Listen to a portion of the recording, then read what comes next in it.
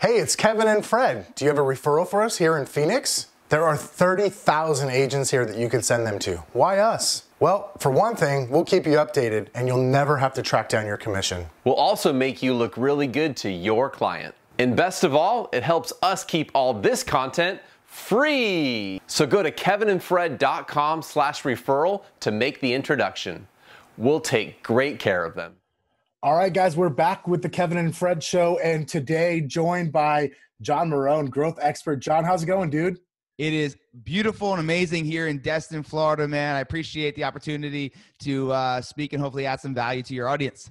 Awesome, man. Well, hey, we appreciate you taking the time out of your schedule to do this. You and I have been working on linking up our schedules now for a couple months, really. So I'm glad we finally got this done. Apparently, something good came out of the COVID-19 pandemic. It forced us all home so we could finally get this done. Yeah, man, I'm definitely excited. And then obviously with everybody and their mother on the internet last week, I had the issues, but let's rock this thing, man, and spread some love and some value. Yeah, man, let's do it. So John, let's do this, man. If you don't mind, like in a minute or two, like who is John Marrone? Tell for the few people that haven't maybe come across you, haven't maybe heard one of your talks or seen some of your content online or been in a mastermind that you've run. Tell us, like, who are you, man? Like, what do you do? And if we could, like, connect it to real estate specifically first, and then we're going to kind of, you and I already talked about, we're going to take this conversation a few different ways. Yeah, I love that question because then I always respond with, well, do you want to know who John Marrone is like now, or do you want to know who John Marrone was? Right? Yes. And so, who I was a very selfish, depressed, angry, violent person growing up. I was an addict and unfortunately the addiction wasn't to just drugs. It was to fighting. It was to negativity. It was towards anything that did not end up in a good result. And unfortunately I ended up in jail. And that was after being, living in my car, couch hopping. And when I got out of jail, I ended up meeting my wife. I lived in a motel and we met online. And we fast forward many years later, I found myself in this life or death situation. And so maybe some of your audience can relate to this, where I was taking some strides, right? Like I started slowly getting rid of the selfishness, but not a lot. I slowly started taking more action into good habits, but nowhere near where it should have been. And I met some good people along the way, but I was still getting in my own way, like self-sabotaging subconsciously. And the day that it all really changed was in October 28th, 2012. And I just rented our first house, right? We got out of the apartment and we had this little one-story house in New Jersey is where we lived. And so we lived on the barrier islands. And Hurricane Sandy paid us to visit. And we didn't think anything of it. It was voluntary evacuation. And I was still pretty selfish and stubborn at the time. Dude, I'm from Jersey. I'm Italian. Like that's a recipe for one stubborn person. And that was me. And so I remember it, man. It was 7 o'clock at night. We took a walk outside. It was windy, no rain. Came back in, and we were playing Monopoly because I had brought my family from their house to ours because we thought it was safer. And within minutes, after being inside, I just heard this weird trickle. And I look into the living room, and I'll never forget it. It was a stream of water coming into the living room. And I got up. And as I stepped through the water, a little bit of puddle, I opened up the door and it was roaring rapids outside of boats and docks. And it was 4 to 5 feet of water and waves just crashing through my street. And so immediately I did what any normal person would do, not try to save my family. I tried to save the brand new furniture that I bought, right? Once again, selfish as hell. And so we started to put up the furniture. We all went into the attic. Now the ladder of the attic is down. And I see the water rising rung by rung, rung by rung. And then you hear thump, thump, thump. And the tree's about to come through the roof and the water's rising. And I had said something that I never said in this context. And I said, what kind of impact have I made? And it was weird for me because I never utilized that word in that kind of way. Because I was one way, right? I was money hungry. I was income driven. Like coming from a family that we're rich on Friday and broke on Monday, income solved all my problems. That's why I got into drug dealing at a young age. That and probably because I wanted to do drugs, right? But that was me. So when I said that, I said, if I get out of here, I'm going to make an impact in my life, in my family's life, and I will do it to anybody else that wants to receive it. I will impact this world, and I'll become impact first, income second. Well, we got rescued. Got a front loader rescued us, and we got put into the shelter. And I was sitting in the shelter, and I said, okay, I made this contract to myself, right? But I don't know what to do. Like, I don't know what to do. I don't know how to change. And then there it was. My biggest opportunity to grow was saying, I don't know what I don't know. And I just dropped the ego. And then for years and years, decade, I really just invested in finding out what the most successful people in the world were doing in every industry, right? And not just in business, but in health and in relationships. And I started implementing all these things, and my life just started getting better and better. My actions started getting more forceful and more forceful. And it just became this beautiful transformation. And then from there, I was able to get with a company and start coaching real estate agents. So actually with Jay Kinder and Michael Reese over at NAEA. Before that, I was the top sales guy. And then I used to coach and consult businesses for sales and marketing. So then I started kind of combining the two. And so I started doing that for a few years. And then I went over to Commissions Inc., where we started Conversion Day. And that's taken people from appointment or from contact to appointment set to 33%. Our conversion rate is with 5,000 agents all across the country, proving that our scripts work, but it's also the mindset and all the other little things that we talk about. And then we run a mastermind for Commissions Inc. as well, where we basically get some of the top dogs that are in the nation that are utilizing the Commissions Inc. system.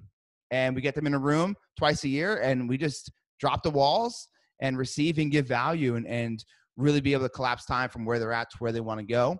And then I'm also grateful because I get to stand on stages with my coaching company that I have and my speaking career, where I get to stand on stage with people like Trent Shelton, Robert Kiyosaki, Ed Milet. And it's just a great transformation. But as I tell everybody, like, this was a process, right? This was a process, just like anybody listening who has a business. It's a process to get to where you want to go, because here's the thing, Kevin. Most people who get somewhere to their success fast lose it fast. Now, why is that? It's not a coincidence. It's because the person that they needed to become to get that success, they weren't them, because they took shortcuts. Cool, they got there. But the most important thing is that person they needed to become is the person that could actually sustain that success. Yeah. So a lot of people want this instant gratification, but I promise you, all it does is create long-term regret. Yeah. And so that's me in a nutshell. That's awesome, man. There's a lot of, I think back on a lot of lessons I've learned from different people, everything from Tony Robbins has talked a lot about too, about people who get too much success early. And sometimes it's more about what could even possibly be next for me, right? It's like they reach the pinnacle too early. Or I think about even a lesson, I had a pastor years ago who used to say faith promises, but wisdom wins, meaning if you're going to keep that success that you have there, that comes from wisdom. That doesn't come from anybody can have some success. You can be the top salesperson and make a lot of money. You can get lucky on an investment. You can get lucky and win the damn lottery, right? We've seen people win the lottery. I don't know what the real stats are, but they're astounding, the amount of people who win the lottery who then lose it all and actually end up in a worse position than they were before they won the lottery, right? They go from zero to millions to less than zero. Yep. And I think that, it has a lot to do with who we are as people, right? I had a mentor tell me one time as well, hey, listen, your business is just never going to outgrow you.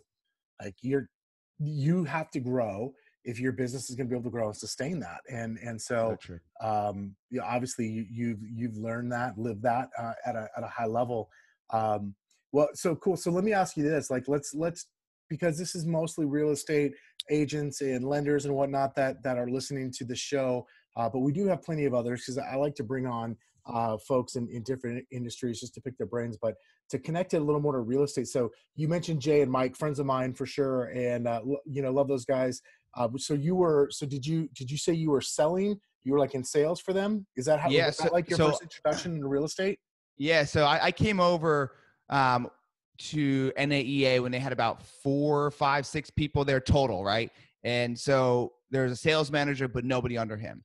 And then I went ahead and started selling the coaching platform for them. And you can see my rewards over there if I swung it around. I couldn't be beat. Maybe once in a while, but I couldn't be beat. And I say that laughing because me and the old sales guys, I always give them crap about, look, maybe once in a while you guys caught me sleeping, but I promise you it wasn't more than a month. What I really love though is that Jay and Mike, the value they provided to me and coached me along the way. And not sales. I knew a lot about that. You know what I mean? It wasn't about that. It was about the life lessons that they gave me. And then listening to Kitchens, do his coaching calls. And as I said before, I was running a sales and marketing firm. I helped build businesses back in Jersey before I moved to Texas because of the hurricane. And so I let them know, hey, look, that's next step.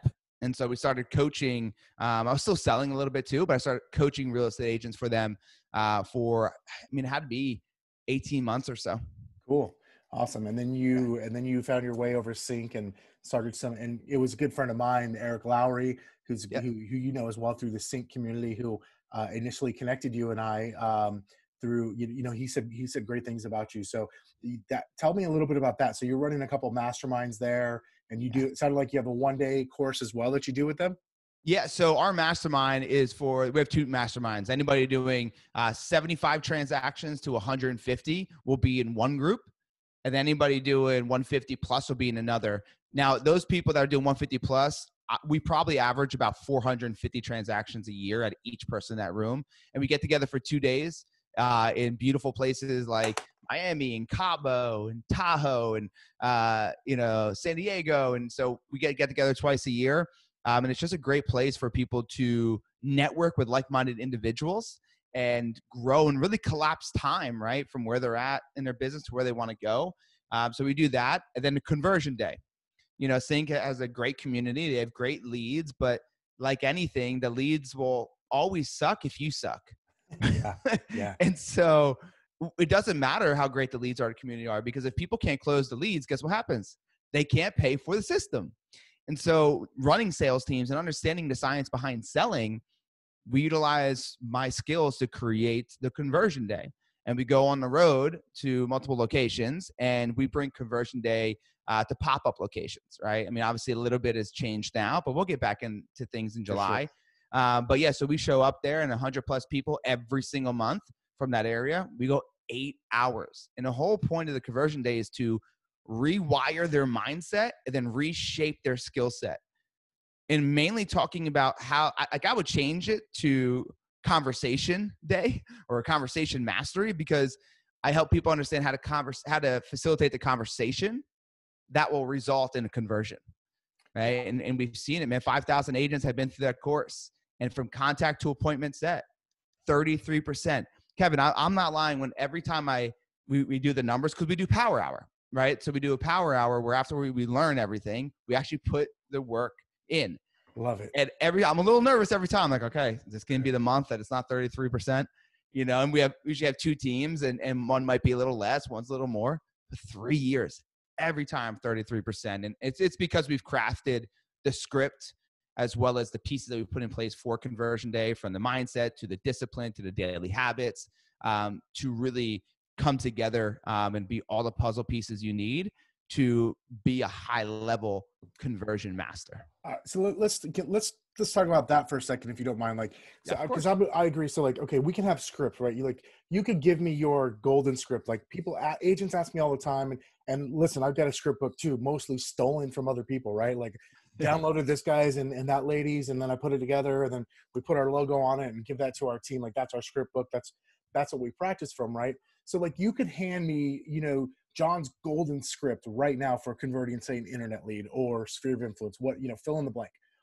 But what's the missing link? Like, I want to know in your mind. So let's say you give me the script and you give me 10, I'm going to talk to 10 people. You tell me like, hey, listen, everything goes right. I'm probably getting, 3.5 appointments, right? 3 to 4 appointments. But you and I both know, like, I'm probably getting 1 or less, right? Yep. Like probably, like, what's the missing ingredient there? My gosh, man. I'm not going to lie to you. There's so much more than one missing ingredient. I'm going to give you a few. Is that okay? Yeah. Let's do it. because it's definitely more than one. First thing, people don't know what success looks like. They're dialing to burn through the leads, right? So what you focus on expands. So most people are just dialing because their goal is 2 hours or 100 dials versus in front of them how many actual appointments they want to set. That's one. And that's just a very small piece. The other one is, what does your state look like, right? How are you getting into peak state to drive a peak performance? You cannot sit down and dial for 2 hours with people hanging up on you, and tell me that you don't start slouching. Your tonality starts to get worse. Stand up, because it's the person on call 101 with massive enthusiasm and energy that wins, not call one. We all could do it for call one, right? After you get punched in the face over and over and over again. So that's another one. What are you doing to get in the state? I mean, it could be praying, meditating, screaming, listening to music. Figure out what that is. Number 3, some people might hate me on here. For those of you who know me, I say this a lot. We have a lot of glorified Applebee's servers in the real estate industry. And so what I mean by that is, okay, 3 bedrooms. Okay, awesome. 2 bath. Okay, perfect. Okay, what location? So that stuff can always change. What will not change will be their why. So I want everybody, for every what, to go 3 whys deep.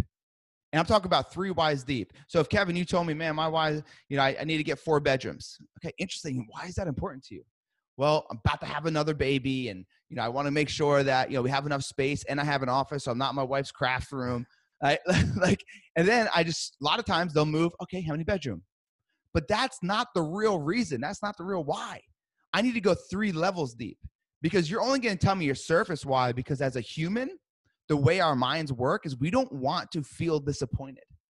And so if I tell you the real reason why, the deep-rooted issue, and it doesn't happen, that is setting me up for massive disappointment. And as a human, my mind is trying to protect me. So it will give you a surface why.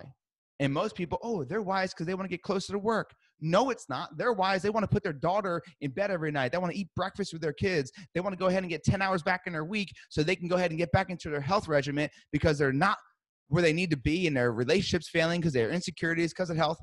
What I'm trying to get at is the why is the most important thing. And that's also going to build massive rapport, obviously. But people have issue with it because they're not willing to get comfortable being uncomfortable. And 86% of home buyers do not think their agent understands their problem. And they're correct, because their problem's not the 4 bedrooms. It's deeper than that. And so the reason why real estate agents get a bad rap is because of that. You're a glorified Applebee's server. You get paid a lot more money than Applebee's servers. I was an Applebee's server for a really long time. I know. And so the why is so important, man. That why is so important. I think that's, if I would to wrap it up into one, the why is crucial. I will say 2 other things, though. You can't get me heated on that subject. People's opening lines, they suck, right? 60% of your objections come from your opening lines. You're timid, you're asking the wrong questions, versus we've been doing this for a really long time. You know your partner's script. You know what he's going to say. So you should be very well prepared to understand what they're going to say. So you script out a message to where you know what they're going to say. So your opening line, you got to fine tune it. Stop saying their name. Stop saying your brokerage name. Stop stepping on these landmines. How are you doing? Boom. Negativity explosion, right? Hey, is this Kevin? No, it's not. Boom. You just stepped on a landmine, right? Hey, this is Joe with ABC Realty. I hate ABC Realty. Boom. Landmine. And so our script's really masterful because it's simple, and that's where success comes from. I'm sure you could agree. And it's really allowing the rapport to be built by bringing the fear wall down. And then last thing is people need to start closing. I've walked through ISA teams, and I've walked through conversion days, and I hear great conversations. What happened? Well, they want to wait. Yeah, but you didn't ask for the appointment. Well, I kind of did. Well, no. First off, you usually got to ask for the appointment more than once. That's usually the whole thing here. But you have to ask for the appointment. So many people aren't doing that. The main objection is you are calling them to set an appointment, right? That's the goal. This may be the only time, and I tell everybody that I work with, treat it like it's the only time that you're ever going to talk to this person. Would you do things differently? Kevin, how many people have you talked to where they said they weren't buying for another 6, 8, 12 months? You talked to them 3 months later and they said they already bought. Yeah. So this is what I want everybody to do. Think about how many times that's happened to them in the last 12 months. Okay. Then I want you to write down next to it, how much money would have that been? Okay. So you just lost $40,000, let's just say, right? 4 deals, 10K in commission, whatever it might be for you. Okay. $40,000. Now I got to ask you, write down next to it, what would you have done with that money? Paid off your student loan, went on that vacation, bought your own house. And why? Why'd you lose that money? Because you allowed, here it is, somebody else's fear to dictate your future. And that's it. Because they gave you an excuse, right? Through fear, they gave you an excuse. And you believed it, and you gave up on them. And so I know it's a lot in a nutshell, but those things right there, man, are crucial to increasing your conversion. Yeah, I would have to agree. Like, I went through a personal experience in my business back in really 2013. Our business shifted a lot, and I won't go into it with you, give you my whole backstory. But so it's really, I always tell people, even though I'd sold say 1,000 houses or so by that point in my career, that was the year I really learned to become a realtor. And it was actually my coach's wife, who was also a real estate coach. She helped me with some scripts. I was getting to the table for listing appointments, but I was not getting them. I was closing 20 and 25, maybe 30% of the time. It was low, and it was the worst feeling ever. And I worked with my coach's wife, who was also a coach, and she ended up giving me some scripts. And the major one was the close, right? And it got me to the point where I would close 5 to 6 or 7 times before anything. I was not taking a no on any of that. And I did it very respectfully, because I'm listen, I'm the guy, here's the information. If you want to buy it, I'm over here, right? But I also realized if I wanted to get that 40 grand back, if I want to go back in time and keep that 40 grand in commission so I could spend it on my family, I knew that I needed to add something. I needed to do something different. And it wasn't just going to be talk to more people at a 30% conversion rate. I needed to get to a 60 and a 70% conversion rate. And the minute I did that, man, and the minute I learned how to close and ask 5, 6, 7 times respectfully, and not let those uncomfortable moments control whether or not I got a commission, everything changed. See, it's funny though, because I got that $40,000 to spend on my family. What people also aren't realizing, it's 40 last year, it's 40 this year, it's 40 next year. You're at $120,000. I'm really bad at math, guys. I'm pretty sure I'm right there, but $120,000. Wow. That's life changer for some people. And it might even be more for some people. What it comes down to, you keep talking about closing. There's a lot of techniques for closing, but really closing is an attitude.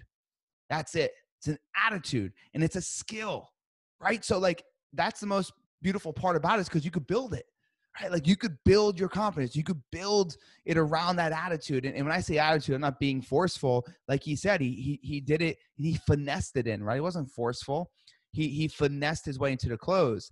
And I do want to mention one other part, is that your income is directly proportionate to the quality of questions you ask your clients. Your income is directly proportionate to the quality of questions you ask your clients. Just like your life, right? Your quality of life is directly proportionate to the quality of questions you ask yourself. So the person doing the telling is the person doing the selling. Take note of that, please. Yeah, I love it, man. That's cool. So let me ask you this, because we could probably talk about real estate scripts for hours, if not all day. Talk to me about some of the other stuff you're doing. So you mentioned talking, doing some talks from stage as well, and some of the other programs you got going on. Tell me some of the other things that you've got your hands in these days. Yeah. So, public speaking to me at one point in my life was all about sales, and I never got the fulfillment I needed. And kind of backtrack, I actually used to own a personal training company as well. And what I realized as well, I wasn't getting the fulfillment. Where I get fulfillment is inner work, right? And so being able to be keynotes or speaking in people's businesses to not motivate necessarily. I call myself a transformational speaker, because motivation is great, but what I give you is where transformation happens. And transformation happens outside of motivation. Because when motivation leaves your body, that's the moment your destiny is shaped. And so I'm all about actionable, right? Actionable, applicable tools. And so when I get up on stages, that's my main mission, is to inspire you through my story, for sure. And really just develop this new way of thinking for people, and give them the tools so that when they're energized and they're ready to run through the wall, they actually have tools to do it. I just remember going to conferences all the time and being like so excited. I get home and then I get hit in the face with all these different things going at me. And guess what? The excitement, motivation goes down. I probably have a bunch of notes, but I can't even compartmentalize them. I don't even know where to start or end. So my whole mission as a speaker is to give you the inspiration. But when you get home, you look at all the pages and you open up to John Marrone, and there are the 3 actionable things to, let's just say, get out of worry and into wealth, right? Or whatever the subject or the content I'm delivering. But yeah, I've spoken on stages with Trent Shelton and I have done keynotes for Robert Kiyosaki and I, Brad Lee and I. It was cool. Actually, they went with Robert O'Neill, who he's killed, I think, Bin Laden and a bunch of other people. His stories were really interesting. And so I also go ahead and I do small businesses as well, right? So corporate or different businesses. Then I have my coaching company. My coaching company, we have courses online, group coaching, personal evolution, which is a 12-week experience. And that's actually going to be dropping May 4th. It's myself and a fellow super coach named Julian Rosen. And it's a 12-week experience that's going to really provide clarity on the things that have been holding people back, like deep-rooted issues, and how to face them, then how to go ahead and release them so that they're no longer holding you back, and then bring them through a transition period to really say, hey, what was your goal in 12 weeks? And making sure everybody hits their goal. And it's only 20 people allowed in that one group. The cool thing is Julian and I have no fear of giving money back because we know it's going to work. So it's a money back guarantee type of program. But that's at johnmarrone.com/evolution. If you're interested, check it out. Shoot me an email. It's only for certain people though. People that are willing to take action, people that are ready to drop the old story and create a new story. People are going to be vulnerable, get comfortable being uncomfortable. We are not in it for anybody that's willing to make excuses for going back on their word. And then I have my podcast, Power of Progression, where I've interviewed some of the peak performers in this world. And I also do my own solo shows. So Power Progression can be seen on YouTube, iTunes, Spotify, anywhere you go. Awesome, man. So you get your hands in a lot of it. I love that. Let me ask you this, like, go backwards a little bit. Like, you've obviously spoken to a lot of people. You've coached a lot of people. You've seen a lot of people probably transform. You've probably seen a lot of people not transform as well. Like, have you picked up on, or, like, what are some of the common trends or themes you see in people that figure it out and go from, maybe not necessarily to the extreme that you went from, like you were in a really bad place and you're kicking ass now, but just the things that, the everyday things that hold people back from being as great as they want to be. Like, I think everybody has it in them. Like everybody's got something more in their world that they want. And yet there's something that holds people back, whether it's action or a mindset or whatever. Like, what are some of those themes that you see pop up that are common between the people that actually kind of make it over that hump, if you will? Yeah, it's such a good question. I think there's a few components, a few ingredients. Number one is limitations, right? Limited beliefs. It always seems like, and I know this firsthand, every time I wanted to step out and go into this great life and build what I wanted to build, that limitation, that limited belief, that self-doubt kept coming in, right? And so it was, your parents' past is your future. You've made so many mistakes in your life and you have screwed over so many people. You don't deserve success. Or, where you come from, you're not supposed to get to a certain level. Like all these, whatever it was for that day. And I think a lot of people live in that, right? A lot of people live in that limitation. And it's unfortunate because all that limited belief is a thought. And a thought is just a thought until you breathe life into it. And so if you could be super self-aware, which I think is the number one trait of a successful person, is a daily self-awareness, and you can capture that limited belief and you could have the understanding of, hey, look, that's not real, right? My mind doesn't know the difference between fake and real. The issue is most people are feeding their mind fake things that don't benefit them, right? And your mind is believing it because it's the more it wires, or the more it fires, the more it wires. So I think people with their limited beliefs is one of the biggest things. Number two, because look, action doesn't matter, right? So people think they have a result problem, but they don't. They have a system problem, right? People think they have a money problem, but they don't. They have a consistency with their daily habits problem. And so I like to get to the root of things. And so our results are driven off of our action. Now, our action is driven off of our emotions, but our emotions are driven off of our thoughts and a conversation we have with ourselves. So I like to start at the real roots and ask myself and anybody, what conversations are you having with yourself? Right? And the things you're saying to yourself, would you say it to somebody you love? Like, would you tell somebody you love, Kevin, if you and I were great, great friends, I'm like, dude, and I'm repeating everything you're saying to yourself, man, you're not good enough. Man, you're too old. There's no way you can get that. Bro, what the hell are you thinking? There's not a chance you can make that kind of money. You better take a seat and play where you know that you need to be playing. You'd be like, bro, you kidding me? Why would you say that to me? Like, you'd be so mad. But yet we say it to ourselves on a daily basis. And it's all because we have 75,000 thoughts a day.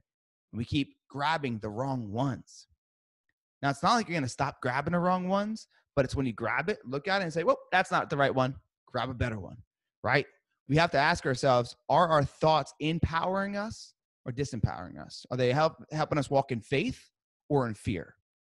So making sure that your limitations really start to subside, but it starts with understanding the self-awareness to your thoughts. And then the other one is, daily habits. I'm a big believer that our habits create our future. All right, show me your habits, I'll show you your future. We don't have a discipline problem to our habits. What we have is the outside world hitting us at all different angles, right? All these circumstances, and it's making us forget why it's a habit in the first place. And so our why is so important. We talk about it with clients, right? And I was on a call today talking about it. We go through different seasons in our life. Right now is the season of uncertainty, the season of unknown, right? There's seasons of struggle. There's seasons of success. There's seasons of love. There's seasons of negativity. There's all these different seasons. And the people that make it out are the people that have a strong enough reason to get through any bad season. And when you do that, when you have a strong enough reason to keep fighting, to keep pushing, to be resilient, what's funny is those seasons start to get shorter. The negative seasons start to get shorter and shorter. They won't disappear, but they'll start getting shorter. So I think a lot of people fall victim to the circumstances around them, realizing that it's just their perspective of that circumstance, right? That's our superpower right there. Our superpower, if we activate our perspective shift, it could change everything. Like that one component, that one thing, if everything else just kind of went in one ear and out the other, it's, are you having the proper perspective in everything that you see? Because when you could change your perspective on a dime, you change what? Your emotion towards what you see to now benefit you. Then you change your action because you're driven off emotion. And then all of a sudden, your action creates a result you want. And when you have good results, it feeds a better thought, which starts pushing out all the negative ones. And it's this beautiful cycle. Most people are stuck in the other way around. Got it. Yeah, that makes perfect sense. Keeping with my theme of kind of bouncing around, you said something at the beginning of this that I thought was interesting that I'd love to go back to. You mentioned you had the experience of kind of getting out of prison, restarting your life, right? You meet your wife, and you start having some success, and then you have that unfortunate moment with the hurricane, and you have that, you've got the moment of like shit, what am I going to do? You said something about like something to the effect of you had to just like forget about your ego, and you started learning. What do you mean by that? Like that's something that I'm really curious as to, like, when you say I forgot about my ego, like tell me what that means, like deep, one more level, go a layer deeper for me on that. Yeah. So ego defens the pain of stupidity, right? Like, what happens is we create this ego, and a lot of times we create this ego through culture that we grew up in or experiences in our life, and no matter what it is, with a high ego, you cannot grow, right? Like, and the reason being is because with a high ego, now you gotta have a little bit of ego, right? But with a high ego, what it does is it's a shield, right? When you think you know everything, right? When you think you can't do no wrong, the ego also causes you to be selfish. But all the ego is, it's just your past experiences and you trying to protect yourself. And we do it in weird ways. So I had to just rip off the being selfish as a part of my ego, right? Rip off the being stubborn. That was my ego, right? So the things that don't empower me all laid within my ego. And I knew in order for growth to happen, I needed to stop those negative characteristic traits. I needed to create this new feeling of being prideful, but not having an ego. I'm proud. I'm proud of how far I came. I'm proud of where I came from. I'm proud of it all. But I cannot have the ego, because that ego, as soon as you tell me something, Kevin, man, he probably doesn't know what he's talking about. So you tell me something, I know better. Like, the ego will literally be a shield to your growth. And so if people are out there right now and they think that they know more than the next person and not open to be coachable, like, that's ego, right? That's ego. If you're out there right now and you're the one who always has to have the last word in, that's ego. If you're the one that's walking into a place and you're judging people, that's ego. If you're the one that's commenting on people's posts on Instagram and Facebook about how, I don't, respect you for doing this, doing that, I'm telling you, that's ego, right? And also, side note, the more you worry about other people, the less you could work on you. Yeah. It hands down, right? The fear of the judgment, the compare and despair. You and I can go all day talking about that stuff. But to me, that's ego. Ego, it definitely is a pain of stupidity, but also ego robs you from your higher self. Ego robs you from your future self. And I had to just strip it away. You got to have a little chip on your shoulder, you know what I mean? But not the ego that puts you into a place of, because it's not even like complacency, I wouldn't say, right?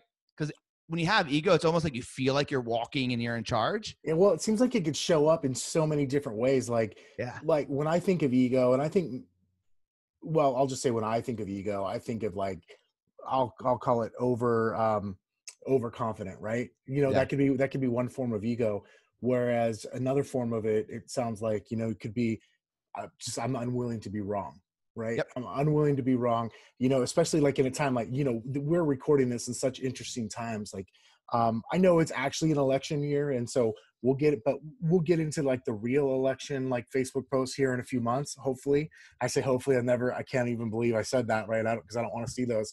But, one thing I've noticed during this whole COVID-19 thing is that similar to elections time, like, a lot of folks, like, there's an opinion stated for the simple fact, or to just state the opinion and be right, as opposed to ever opening up any sort of dialogue that might be contrary to your current belief.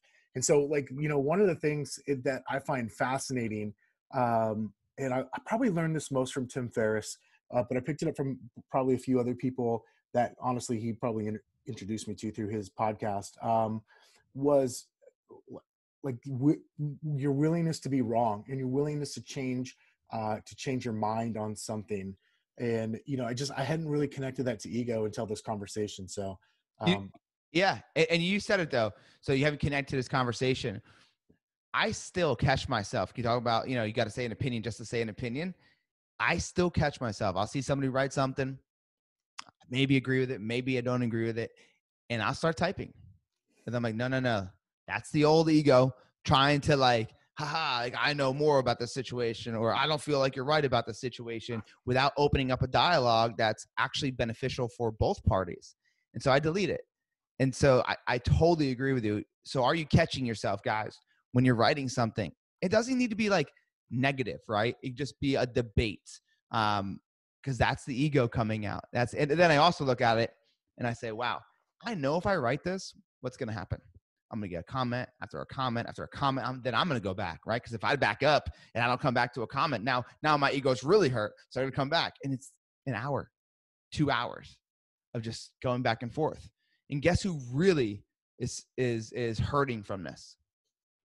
My family. Yeah. I spent 2 hours fighting with the opinion because my ego needed to be heard, when my family's sitting there and they just want to, my daughter wants to play Barbies and my wife just wants to go ahead and talk to me about her day. But yet I'm too busy trying to have my ego be right when my family's being hurt. And if you do that enough, there are some bad situations that can come from that. And you have to check yourself in that moment, man. You got to do it. Yeah.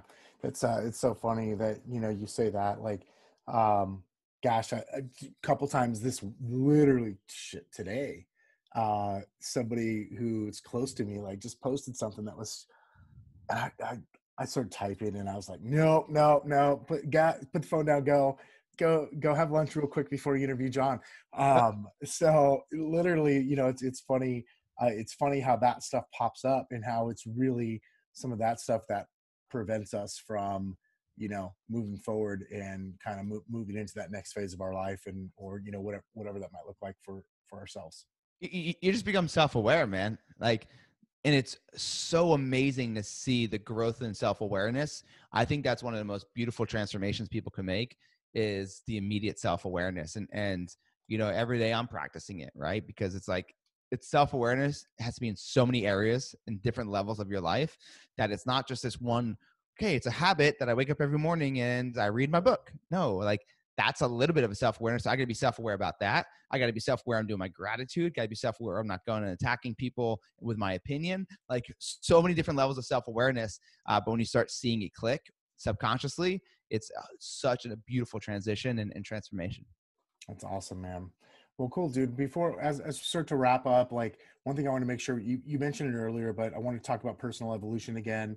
I think you said that was started in early May, if I remember correctly. So I want to make sure we mention that. But is there anything else that we missed that we should have chatted about today? I think right now, because uncertainty is such a big thing, this is what I just want to say to everybody listening. So certainty is a human need. We all have it. Some people need it more than others, but it's a human need and we all have it at some level. If you're out there right now and you're trying to find this certainty, maybe in subconsciously, you're not even knowing or understanding you're doing it, through COVID, through the stocks, through the real estate market, through what's going on with lending. If you're trying to find certainty in all those things, you will lose. You will lose big time, because certainty doesn't come from outside circumstances. Certainty only comes from the things that you can control. That's where you find certainty. So if you want to fill that need of certainty, you find it in the things you can control: your mindset, your perspective, the people you hang around, the things you put into your body. Those are the things you can control. Okay? So fill the need of certainty with things you can control. Everything else, I get it, plays a factor in things we do, but stop trying to figure out the unknown because it's unknown, right? We can't keep stressing about it. The most important thing you could be doing right now is working on you, is connecting with yourself, connecting with your loved ones, connecting with your clients, new and old, connecting with the people in your household, right? And I say connecting with yourself because agents will understand this for sure. When you go out to one appointment, here's my mask. Go to another, and this is not like the mask like you're wearing like for COVID. This is like the mask you're wearing to be presentable to this person, how you think they're going to like you. Then you go to the next appointment. Oh, I got to put this mask on. Oh, okay, this person wants a person that's stern. You put the stern mask on. You put all these masks on. Well, then you come home and you have all these layers of mask and you forget who you truly are authentically, deep down inside, what makes you happy, who you truly are. So now's a phenomenal opportunity to go back and figure out who you are. Fall back in love with the most important relationship you're ever going to have, which is yourself. Like, now is the time to connect with yourself and then create content, right? A lot of you guys want to start a business, or you guys are in a business and want to create content for it. Start doing it. I want you to create memories and experiences with those people around you, right? Create new habits, right? Create an environment that's conducive to your goals.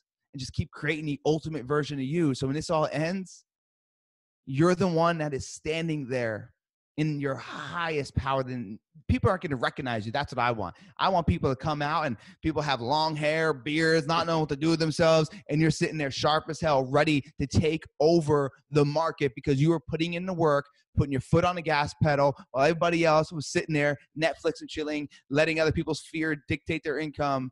And you were working on you daily. No matter what was going on the outside, you found certainty in the things you could control. And you did it daily, over and over and over, because you had a strong enough reason to get through the season. And so I want everybody just kind of be left with that. And if anybody needs me for anything, find me on Facebook or Instagram at Real John Marrone on Instagram, at Real John Marrone. Hit me up, slide into my DMs. I'd love to help you. Tell me your story. And if you're interested in the next level of transformation, right now is the best time to do it, especially some of you who have the little stimulus check. Come on, let's go. How about you take that stimulus check and we put it to the new story you want to create and don't feed it to the old story with the old bad habits, right?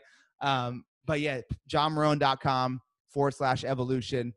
We could talk about it, see if it's a good fit. Limited spots, but it's also to certain people. We want to make sure it's a good fit for us and the group we're putting together.